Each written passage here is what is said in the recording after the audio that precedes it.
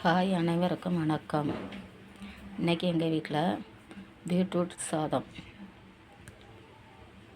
Beetroot முதல்ல எடுங்க ஒன்று, அப்புறம் வெங்காயம் எடுங்கள்.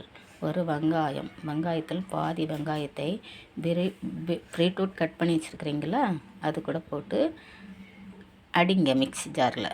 அடித்த பின்பு பாதி வெங்காயத்தை கட் பண்ணி பொடியாக வைத்துக்கிடுங்கள். வச்சவுடன் அதை பின்பு நீங்கள் எண்ணெய் கடுகு போட்டு தாளித்து கருவேப்பிலை போட்டு வெங்காயத்தை போட்டு பொன் நிறமாக வதக்கி நீங்கள் அதில் பீட்ரூட்டு அடித்து வச்ச அதை ஆட் பண்ணுங்கள். ஆட் பண்ணி பின்பு ஈரம் இல்லாமல் வரணும். ஈரம் இல்லாமல் வந்த பிறகு 2 முட்டை, உங்கள் சாதத்துக்கு தக்கன எத்தனை முட்டையோ அத்தனை முட்டையும் நீங்கள் விடலாம்.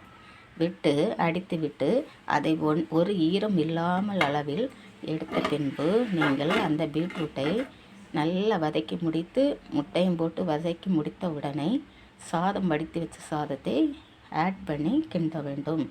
கிண்டி ஒத்தையாக வந்துடும். அது நல்லா அழகாக இருக்கும். நீங்கள் சாப்பிடும்போது குழந்தை முதல் பெரிய ஆளுகளை வர சாப்பிடுவாங்க. எல்லோரும் பீட்ரூட் நிறைய வரத்துக்கு பிடிக்காது, அது வாடை அடிக்கும்னு சொல்லிட்டு இதை மாரி பண்ணி கொடுங்க. நாங்கள் சாப்பிட்டோம், சூப்பராக இருக்குது ஃப்ரெண்ட்ஸ். அதேமாரி நீங்களும் பீட்ரூட் சாதத்தை சாப்பிடுங்கள். நன்றி, வணக்கம்.